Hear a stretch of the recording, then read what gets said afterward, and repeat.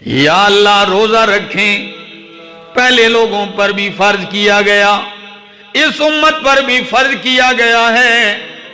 ہری پور والوں، قرآن کا کمال یہ ہے کہ مختصر جملوں میں بہت کچھ کہہ جاتا ہے، چند جملوں میں علوم کے سمندر اکٹھے کر دیتا ہے قرآن۔ فرمایا روزہ تم پہ فرض کیا گیا ہے، کیوں فرض کیا گیا ہے؟ لعلکم تتقون،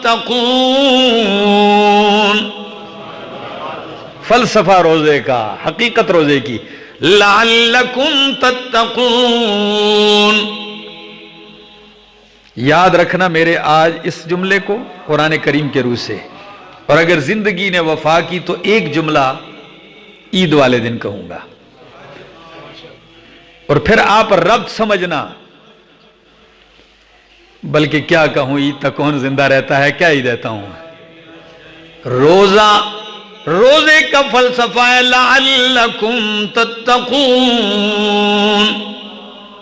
30 دن 29 دن آپ نے صبح سے شام تک بھوک پیاس برداشت کی، حلال چیزوں سے جن سے اللہ نے روکا آپ رکے رہے۔ پورا مہینہ کس لیے؟ لعلکم تتقون، تاکہ تم پرہیزگار بن جاؤ، تقوی اختیار کر جاؤ۔ تو ہری پور والو روزے کا فلسفہ ہے لعلکم تتقون۔ اور عید والے دن اللہ نے ہر چیز آزاد کر دی ہے، خوشی دے دی ہے، کھاؤ پیو انعام دے دیا۔ تو عید کا فلسفہ کیا ہے؟ لعلکم تشکرون، تاکہ تم شکر گزار بن جاؤ۔ دو جملے یاد رکھنا، روزے کا فلسفہ ہے لعلکم تتقون، اور عید کا فلسفہ لعلکم تشکرون، تاکہ تم نعمتیں کھا کے شکر ادا کرنے والے بن جاؤ۔ تو ایسا مہینہ تم پہ آنے والا ہے۔ اللہ کے پاک پیغمبر صحابہ کو کہتے تھے، او میرے صحابہ، استظل علیکم شہر مبارک، تمہارے اوپر ایک مبارک مہینہ سایہ فگن ہونے والا ہے، تم پہ ایک مبارک مہینہ آنے والا ہے جس میں شیاطین جکڑے جاتے ہیں، جہنم کے دروازے بند کر دیے جاتے ہیں، جنت کے دروازے کھول دیے جاتے ہیں، اور جنت کو مزین کیا جاتا ہے۔ یعنی یوں سمجھ لو، جب آپ کے ہاں کوئی آپ کا محبوب شان والا مہمان آئے آپ کے گھر، آپ دروازے کھول دیتے ہیں، گھر صاف ستھرا سجا دیتے ہیں۔ ہوتا ہے ایسے کہ نہیں؟ بھائی میرے معزز مہمان آ رہے ہیں، اس مہینے کی شان اور روزہ رکھنے والے کی عظمت کہ اس مہینے میں اللہ جہنم کے دروازے بند، جنت کو سجا کے اس کے دروازے کو کھول کے رکھ دیتے ہیں۔ مطلب کیا ہے ان جملوں کا؟ مطلب آپ کہیں گے جنت میں جائیں گے تو تب، جب مریں گے تو جائیں گے، تو پہلے سے اس کو آراستہ کر کے کھولنے کا مقصد کیا ہے؟ جہنم کا دروازہ بند کرنے کا مقصد کیا ہے؟ سنیے، مقصد یہ ہے کہ اللہ فرماتے ہیں میری رحمت بھی میری صفت ہے، غضب بھی میری صفت ہے، لیکن دونوں صفات کے متعلق حدیث میں آتا ہے کہ اللہ فرماتے ہیں ان رحمتی سبقت غضبی، میری رحمت میرے غضب پہ سبقت پا چکی ہے۔ جہنم مظہر ہے غضب کا، اور جنت مظہر ہے میرے رب کی رحمت کا۔ تو غضب والی صفت جہنم بند کر دی، جنت کے دروازے کھول کے رکھ دیے ہیں۔ یعنی اشارہ ہے اگر کوئی آنا چاہتا ہے تو کوئی رکاوٹ باقی نہیں رہی، میری طرف سے کوئی رکاوٹ باقی، کھلے ہیں دروازے۔ ایک حدیث یہ سن لی، اب ذرا دوسری حدیث سن لیجئے۔ نبی کریم فرماتے ہیں ما من عبد یصوم صوما فی سبیل اللہ، جو بندہ اللہ کی رضا کے لیے اللہ کے راستے میں ایک روزہ رکھے، کتنے؟ ایک روزہ رکھے، اللہ جہنم سے اسے 70 برس کی مسافت پہ دور کر دیتے ہیں۔ اللہ اکبر، کتنا دور؟ 70 برس کی مسافت پہ اللہ اسے جہنم سے دور کر دیتے ہیں۔ پھر مجھے کہنے دیجئے، جہنم سے اللہ ایک روزے کے بدلے 70 سال کی مسافت پہ دور کرتے ہیں، تو اگر 30 روزے رکھے جائیں کتنا دور ہوگا؟ اب آپ کیلکولیٹر لے کر جی 70 کو آپ ضرب دے دیں 30 کے ساتھ، جی میں نے تو حساب نہیں لگایا، اب سارے کوئی کیا کہہ رہا ہے، کوئی کیا کہہ رہا ہے، 2160۔ اللہ اکبر۔ رمضان کے روزے رکھے، ایک روزے کے بدلے جہنم سے 70 برس دور ہو گیا، 30 کے بدلے 2160 سال کی مسافت دور ہو گیا۔ دروازے بند بھی ہیں جہنم کے، دور بھی اتنا کر دیا جاتا ہے، جنت قریب بھی کر دی جاتی ہے، دروازہ کھولنے کی بھی ضرورت نہیں، پہلے سے کھول دیے جاتے ہیں۔ بہت ہی بڑا بدبخت ہوگا وہ انسان جو اس مہینے میں اپنے لیے جہنم کا بند دروازہ تو کھلوا کے داخل ہونا چاہے گا، اور جنت کا کھلا دروازہ دیکھ کے بھی وہ داخل نہیں ہوتا۔ ورنہ اس سے بڑی نوازشات میرے خیال سے نہیں ہے۔ کتنی بڑی نوازش اللہ کی طرف سے، اللہ اکبر۔ اور یہ جو میں نے آیات پڑھی ہیں، افسوس اگر میرے سامنے، چونکہ آپ لوگ بھی ذوق رکھتے ہیں، لیکن اگر آپ قرآن کریم کا ترجمہ پورا پڑھتے یا دورہ تفسیر میں کہیں شرکت کرتے تو آپ کو مزہ آتا کہ یہ قرآن کریم کی جو آیت میں نے پڑھی ہے، کون سی؟ کتب علیکم الصیام، تم پہ روزے فرض کر دیے گئے، لعلکم تتقون، آخری جملہ آیت کا، تاکہ تم پرہیزگار بن جاؤ۔ ان آیتوں کو ایسے ڈائریکٹ نہیں دیکھنا، ان آیتوں سے پہلے بھی کچھ آیتیں ہیں اور اس آیت کے بعد بھی کچھ آیتیں ہیں۔ قرآن کو سمجھنے میں سب سے بڑی اہمیت اس چیز کی بھی ہوتی ہے کہ سیاق کو بھی دیکھا جائے، سباق کو بھی دیکھا جائے، آیت سے پہلے پس منظر کو اور آیت کے بعد کے پس منظر کو دیکھا جائے، تو اس پہلے اور بعد کے پس منظر میں یوں سمجھ لیجئے کہ یہ روزہ جو ہے یہ محض عبادت نہیں، بلکہ یہ ایک نظام الہی کا ایک حصہ ہے۔ پورے نظام میں اس میں ایک تربیت ہے۔ وہ کیا ہے؟ اب ذرا دیکھیے، اسی جو آیت میں نے پڑھی ہے، اس سے پہلی آیات میں اللہ رب العالمین یہ بتلانا چاہتے ہیں کہ لوگوں، میں نے تمہارے لیے حلال اور پاکیزہ چیزیں کھانے کے لیے حلال کر دی ہیں۔ پاکیزہ چیزیں کھاؤ، حلال کھاؤ، یہ تمہارے لیے جائز ہیں۔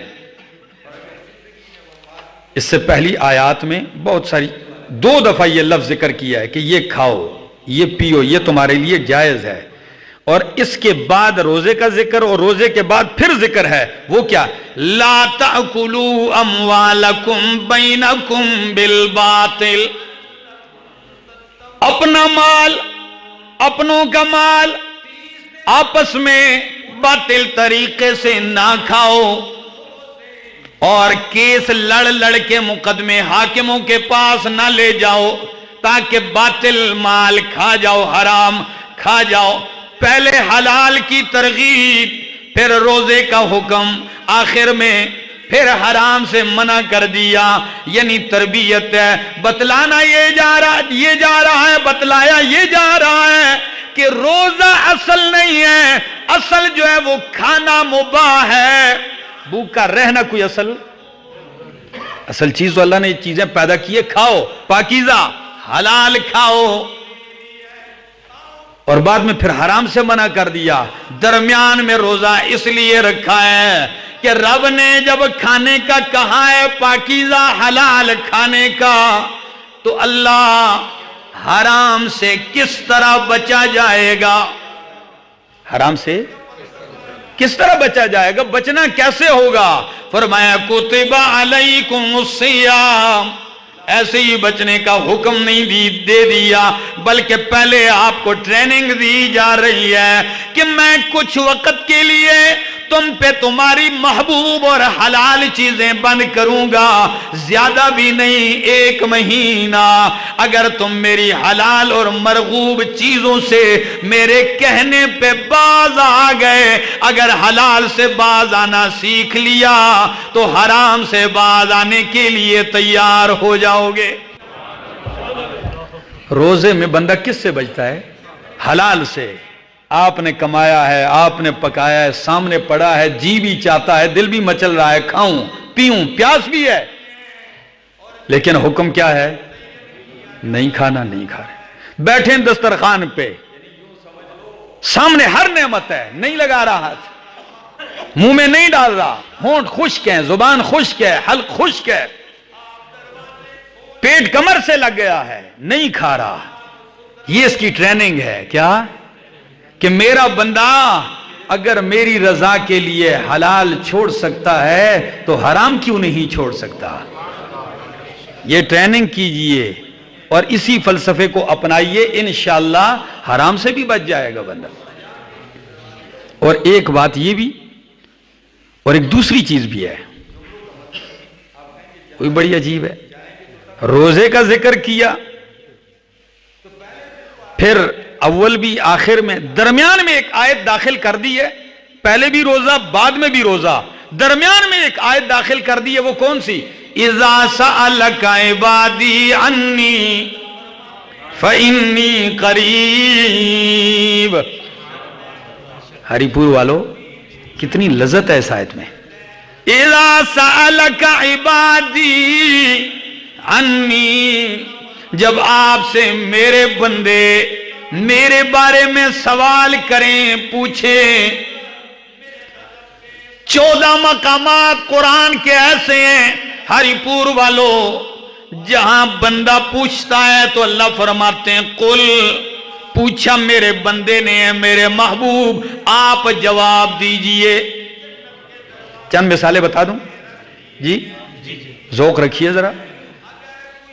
یسألونک عن الأہلہ، آپ سے چاند کے بارے میں سوال کرتے ہیں، قل ہی مواقیت للناس، میرے پیغمبر اس لفظ قل کو یاد رکھیے۔ لوگوں نے سوال کیا، اللہ نے جواب کس لفظ کے ساتھ دیا؟ قل، میرے پیغمبر آپ کہیے۔ اس جملے کو یاد رکھیے، پھر اس آیت کا لطف آئے گا۔ میرے بندے پوچھتے ہیں یہ چاند کیا ہے، گھٹتا ہے، بڑھتا ہے، پوچھتے ہیں اس کے بارے میں۔ قل ہی مواقیت للناس، میرے پیغمبر کہہ دیجئے یہ لوگوں کے لیے وقت معلوم کرنے کا ذریعہ ہے، مہینے سال معلوم کیے جاتے ہیں سے۔ یسألونک ماذا ينفقون، آپ سے سوال کرتے ہیں کہ وہ کیا خرچ کریں۔ قل العفو، کہہ دیجئے میرے پیغمبر جو تم اپنے مال سے بچاؤ، زائد کرو، وہ خرچ کرو۔ یسألونک عن المحیض، حائضہ عورت کے بارے میں پوچھتے ہیں، قل کہہ دیجئے ہوا اذن، حیض گندگی ہے، عورت سے دور رہیے۔ 14 مقامات لوگ پوچھتے ہیں، اللہ قل سے جواب، لیکن اس آیت میں اذا سألک عبادی عنی، اللہ فرماتے ہیں جب آپ سے میرے بندے میرے بارے میں پوچھیں تو قل بھی نہیں فرمایا کہ آپ کہہ دیجئے. میرے پیغمبر زکوٰۃ کا پوچھا تو میں نے کہا آپ کہہ دیجئے، مہینے کا پوچھا تو میں نے کہا آپ کہہ دیجئے، عورت کے بارے میں پوچھا تو میں نے فرمایا آپ کہہ دیجئے. لیکن جب میرا پتہ پوچھتے ہیں تو قل کی بھی ضرورت نہیں، بہتر یہ ہے کہ اپنا پتہ میں خود دے دوں اپنے بندے کو. قل نہیں فرمایا، خود ہی اللہ بول پڑے کہ میں خود، میرا پوچھ رہا ہے تو میں اپنا پتہ خود بتا دوں. اذا سألک عبادی انی فإنی قریب. قل نہیں فرمایا فإنی قریب، کہ دیر بھی نہیں. ادھر آپ نے پوچھا، ادھر رب نے کہہ دیا انی قریب، میں بہت قریب ہوں. اجیب دعوت الداعی اذا دعان، پکارنے والے کی پکار قبول کرتا ہوں. اذا دعان، اللہ کب پکارے، کب پکارے، کب آپ قبول کرتے ہیں، وقت نہیں بتا. اذا دعان، میرا بندہ وقت کیا پوچھتا ہے، جب بھی تیرے دل سے نکلے گی مجھے قبول کرنے والا پائے گا. یہ نہیں ہے کہ اس وقت دروازہ بند ہے کل آنا، آج چھٹی ہے پرسوں آنا، آج تھکاوٹ ہے آج رش ہے، نہیں. اذا دعان، جب پکارے، جہاں سے پکارے، جس بولی میں پکارے، اجیبو، میں قبول کرتا ہوں. تو یہاں دعا کا بہت زیادہ ترغیبی حکم دیا، حالانکہ ذکر روزے کر چلتا ہے. اشارہ کر دیا میرا بندہ دعا تو میں ہر وقت ہی قبول کرتا ہوں، لیکن جب تو روزے میں ہوتا ہے پھر خاص طور پہ قبول کرتا ہوں. وقت نہیں، لیکن اس ضمن میں اس بات کو لا کے اشارہ کر دیا میرا بندہ جب تو بھوک کی حالت میں، پیاس کی حالت میں، جب تیری زبان تیرے تالو سے جڑتی ہو، جب اس وقت پکارتا ہے نا تو خاص قبول کرتا ہوں. ہمارے ہاں تفسیر میں ایک جملہ پڑھایا جاتا ہے، جزا من جنس العمل. پتہ نہیں میں سمجھا پاؤں گا یا نہیں آپ کو. جزا من جنس العمل، کہ بندہ جس قسم کا عمل کرتا ہے اللہ جزا اس عمل کی جنس سے دے دیتے ہیں، اس کی جنس سے ہوتی ہے. جس قسم کا عمل بدلہ بھی اس قسم کا، اس نوعیت کا دے دیا جاتا ہے. مثلا جزا من جنس العمل کا بہترین نمونہ یہ ہے، بندے نے روزہ رکھا، بھوکا رہا، پیاسا رہا، خواہشات سے رکا رہا، صبح سے شام تک پیاس بھوک برداشت کی. اس پیاسا رہنے کو عربی میں عطشان کہتے ہیں. کیا؟ سبحان اللہ. پھر کہنا ہے اس پیاسا رہنے کو عربی میں جی عطشان کہتے ہیں، پیاسا. اور جو روزے دار کو روزے کے بدلے میں جنت کا دروازہ ملتا ہے اسے ریان کہتے ہیں. اس جوڑ کو دیکھنا میں سوچتا رہا کہ یا اللہ یہ کیا معاملہ ہے.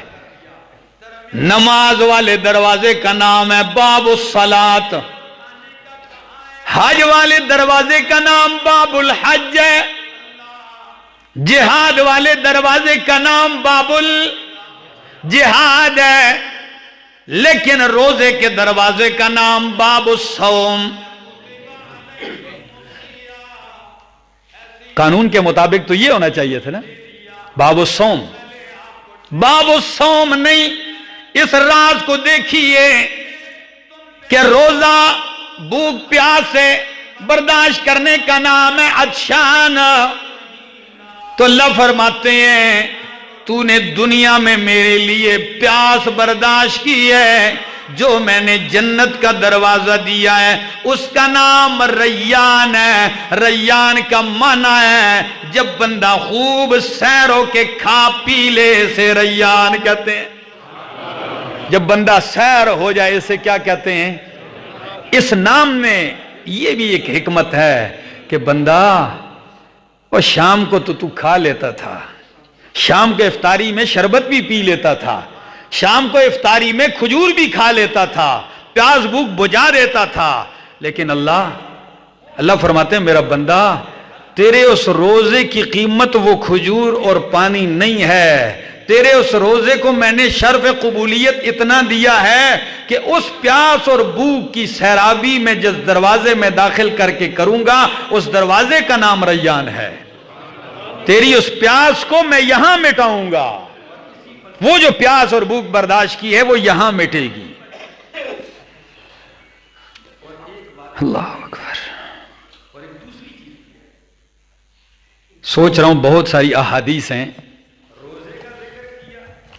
کتنی احادیث پیش کروں اور کتنی آیات پیش کروں، لیکن ایک بات ضرور کروں گا، اس پہلے رمضان آنے سے پہلے اس کے اوپر بولنے کا مقصد یہ تھا کہ اگر ہم میں غفلت ہو یا ہم میں لاپرواہی ہو ہم اسے دور کریں اور اس مہینے کے لیے تیار ہو جائیں، یہ صرف اس مقصد کے لیے۔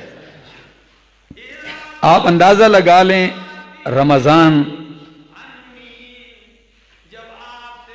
باب الریان، روزے میں بھوک پیاس، اس کو عطشان، بدلہ دینے والا رحمان، اس میں جس ذات نے جس کلام کو اتارا ہے اس کا نام ہے قرآن۔ یہ قرآن کا مہینہ ہے، کس کا؟ شہر القرآن۔ اور قربان جاؤں، قرآن میں صبر کرنے والوں کے لیے اللہ نے لفظ استعمال کیا ہے کہ انما یوفی الصابرون، اللہ صبر کرنے والوں کو اجر دے گا، ان کا بدلہ دے گا بغیر حساب۔ کیسے؟ بغیر حساب کے بدلہ دے گا۔ کن کو؟ صبر کرنے والوں کو۔ اور قربان جاؤں، علامہ بغوی، امام بغوی نے اپنی تفسیر معالم التنزیل میں عجیب نکتہ اٹھایا ہے۔ وہ فرماتے ہیں صبر کے سارے درجے، صبر کے 3 درجے ہیں، صبر عن المعصیت، صبر علی الطاعہ، اور صبر علی المصیبہ، علی القضاء والقدر، گناہ سے باز آنا یہ بھی صبر ہے، گناہوں سے باز آنا بھی صبر ہے، نیکی پہ ڈٹ جانا بھی صبر ہے، اور رب کی طرف سے تکلیف فیصلے جو ہیں ان پہ عمل پیرا ہو کے خندہ پیشانی سے برداشت کر لینا بھی صبر ہے۔ صبر کے 3 درجے ہیں اور صبر کا اجر بغیر حساب کے ہیں۔ ہری پور والوں، صبر کے یہ 3 درجے روزے کے اندر ہیں۔ صبر کے یہ 3 درجے کس میں جمع ہیں؟ روزے میں۔ کیسے؟ اس میں بندہ اپنے آپ کو گناہوں سے روکتا ہے کہ نہیں؟ تو یہ بھی صبر کا ایک درجہ۔ اس میں بندہ نیکیوں پہ استقامت، مداومت، زور دیتا ہے، یہ بھی صبر ہے۔ اور اس مہینے میں بندہ تکلیفیں بھی اللہ کی رضا کے لیے برداشت کرتا ہے، تو تیسرا درجہ بھی ہے۔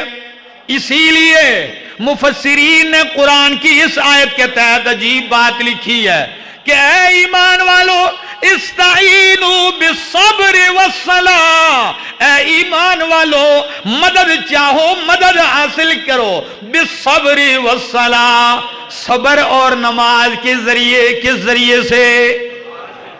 تو میں نے کہا صبر روزے کے اندر 3 درجے ہیں، تو اسی لیے مفسر اس آیت کا معنی یوں کرتا ہے اے ایمان والو مدد حاصل کرو بالصبری، روزے کے ساتھ اور نماز کے ساتھ. آیت کا جوڑ یوں بنا دیا، روزے اور نماز کے ساتھ میری مدد حاصل کرو. دن کو صبر کیا، روزہ رکھا، رات کو تراویح میں کھڑے ہو کے رب کا قرآن سنا، مدد کیوں نہیں آئے گی؟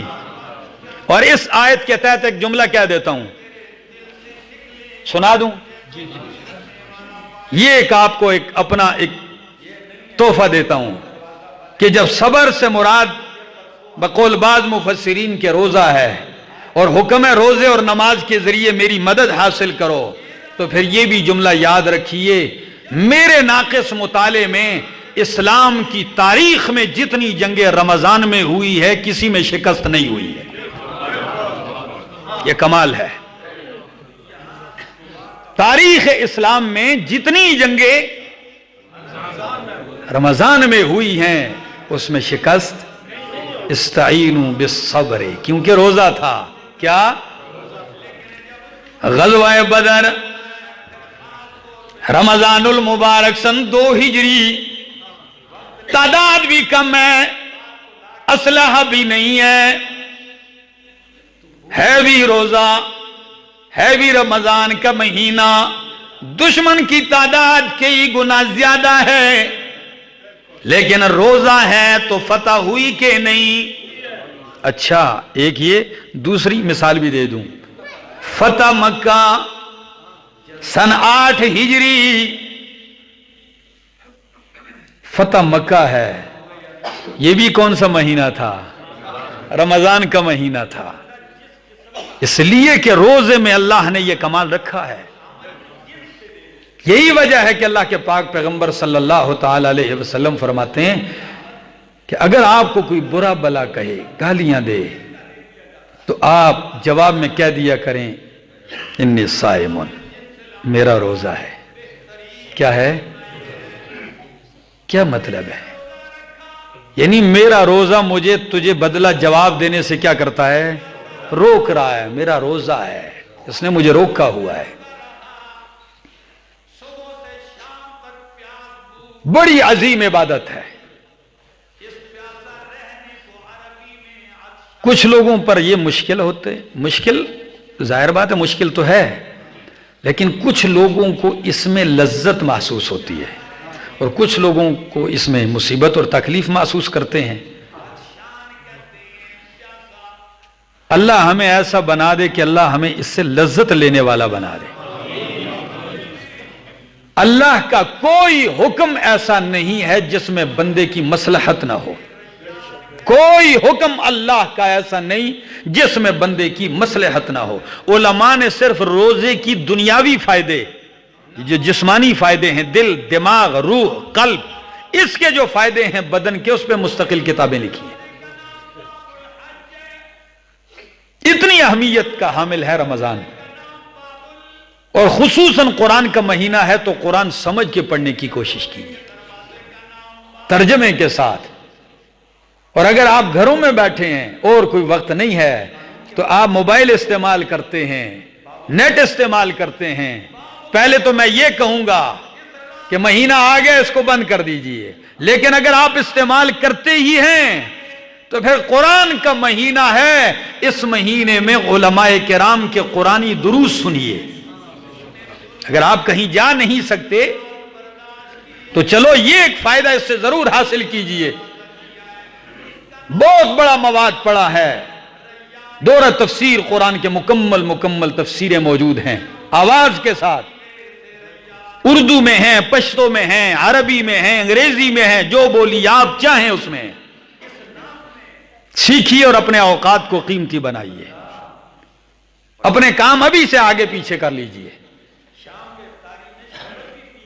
جو فضولیات ہیں ان سے کہہ دیجئے بھائی میرا رمضان کا مہینہ، قرآن کا مہینہ، رحمان کا مہینہ آنے والا ہے،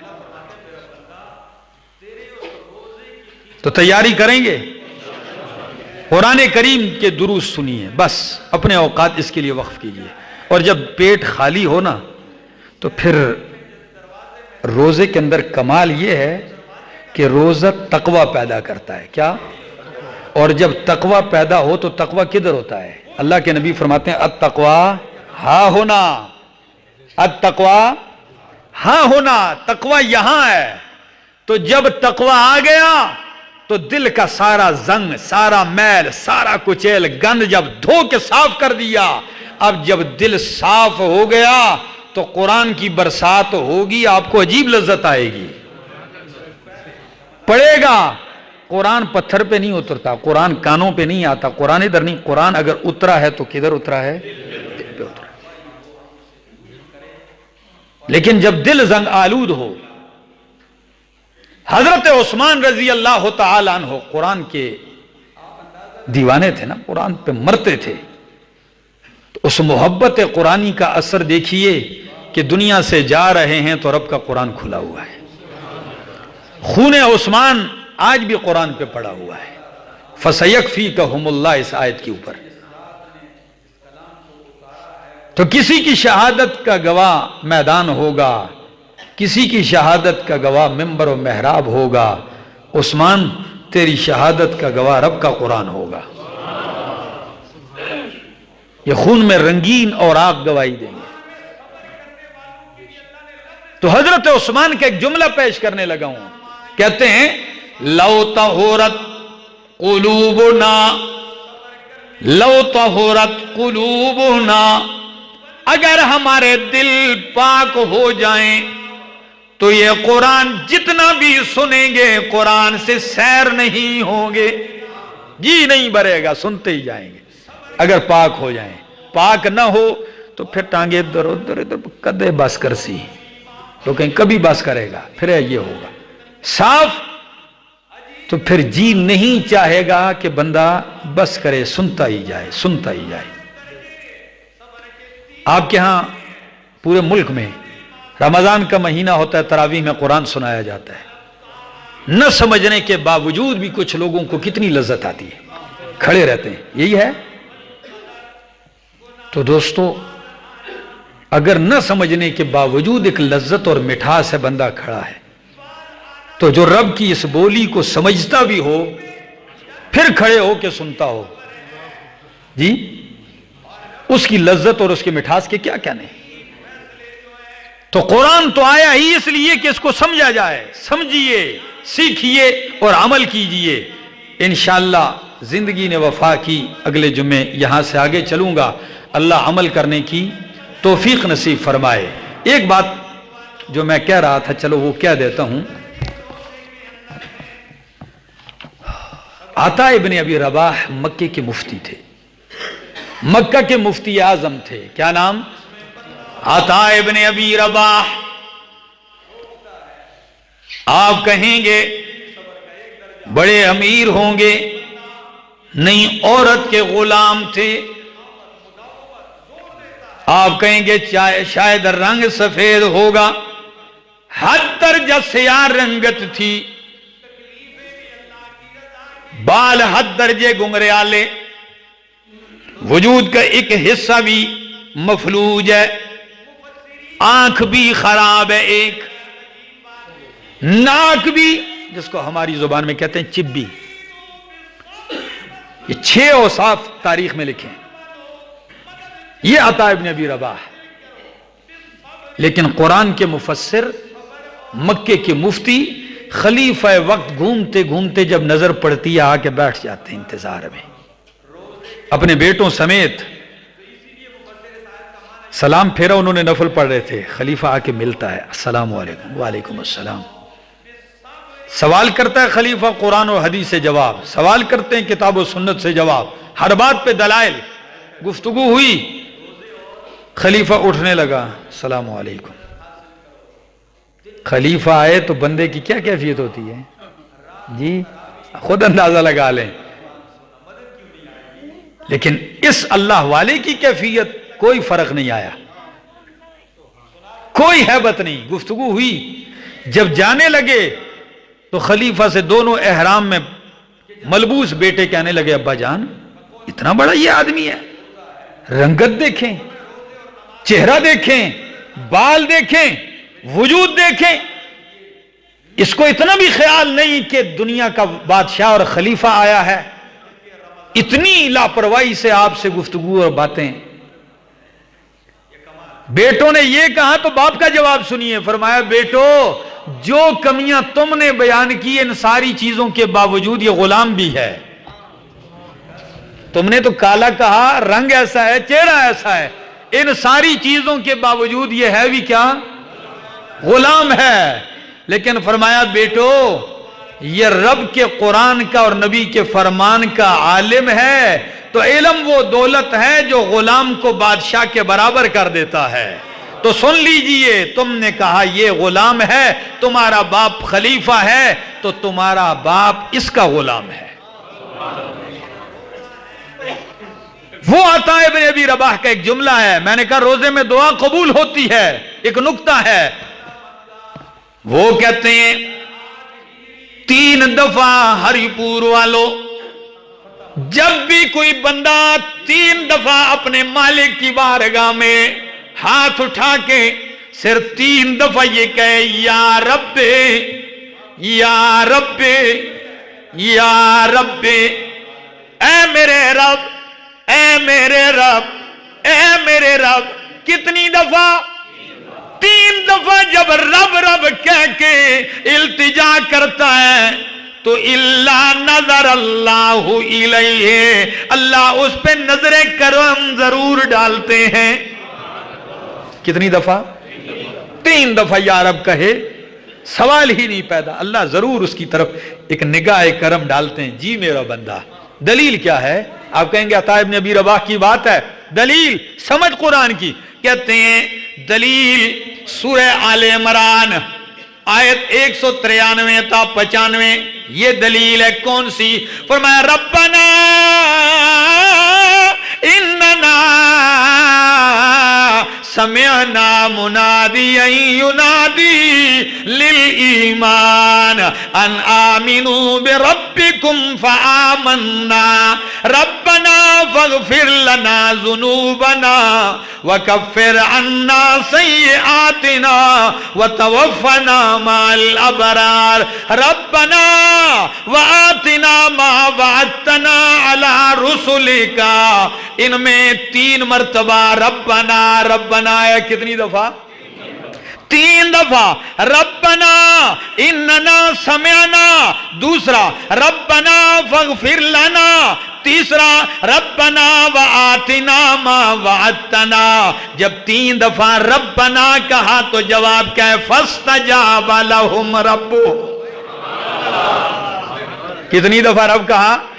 3 دفعہ جب ربنا کہا تو نتیجہ فاستجاب لهم ربهم، رب نے دیر نہیں کی، دعا قبول کر دی. فرمایا اس آیت کو دیکھ کے میں کہتا ہوں جو ہاتھ اٹھائے 3 دفعہ کہہ دے اے میرے رب اے میرے رب اے میرے رب، میں یہ چاہتا ہوں یہ مانگتا ہوں، رب عطا کر دے گا. اللہ سے دعا ہے اللہ عمل کی توفیق عطا فرمائے.